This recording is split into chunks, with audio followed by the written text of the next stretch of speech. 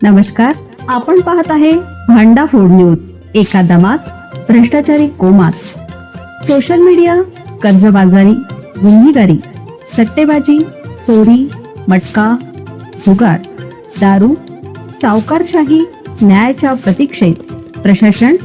भांडाफोड news. एका दमात भ्रष्टाचारी कोमात. लग्नाचा आमिष टाकून 1.82 लाखाचा गंडा, 2 आरोपी अटकेत.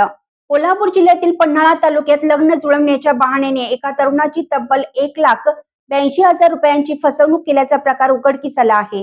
या प्रकरणी पोलिसांनी दोघांना अटक केली आहे. कोलिवडे येथील प्रवीण अत्तिग्रे याला लग्नाचा आमिष दाखवत संशयितांनी विविध कारणं सांगून टप्प्याटप्प्याने पैसे उकळले. मुलीच्या कुटुंबाला मदत, दागिने सोडवणे आणि लग्नाची तयारी अशा कारणांनी एकूण 1,82,000 रुपये घेतले. इतकंच नाही तर आरोपींनी स्वतःच्या लग्नाचा बस्ता देखील खरेदी करून त्याचे पैसेही पीडिताकडून भरून घेतले. मात्र ऐनवेळी मुलीकडून नकार असल्याचं सांगत संशयितांनी काढता पाय घेतला. फसवणूक लक्षात येताच पीडिताने पोलिसात तक्रार दिली आणि पोलिसांनी दोन्ही आरोपींना अटक केली.